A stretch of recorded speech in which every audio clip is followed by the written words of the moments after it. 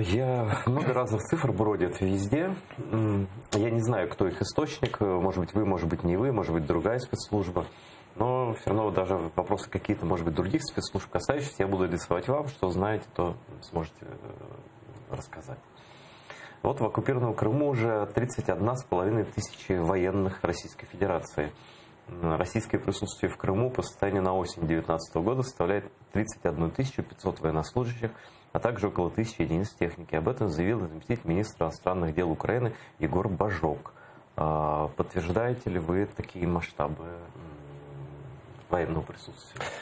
Да, дійсно, ми спостерігаємо нарощування російської військової присутності в Криму зразу після того, як Росія почала заходи щодо, ну, по-перше, спочатку агресії, а потім заходи з загарбання кримської території. Спочатку це була та чисельність, яка була визначена нашими двосторонніми домовленостями України і Російської Федерації. Ці граничні показники, які зберігалися довгий час.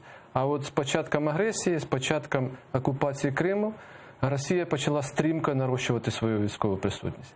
За нашими даними, і це дійсно ті, які були оголошені під час брифінгу заступника міністра закордонних справ в Організації Об'єднаних Націй, це 31 500 військовослужбовців.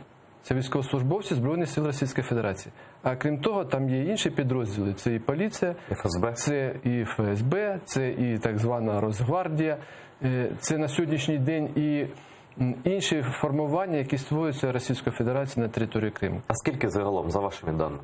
Ну, якщо взяти військовослужбовців, це 31 500. Ні, якщо це додати ще порядка 10-12 тисяч різних формувань, які розташовані на території Кримського півострова. Біля 50 тисяч.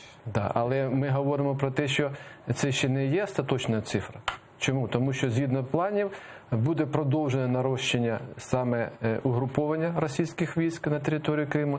Передбачається створення інших підрозділів для того, щоб досягти тих параметрів, які Російська Федерація, в частності Радянський Союз, мав іще до розпаду СРСР.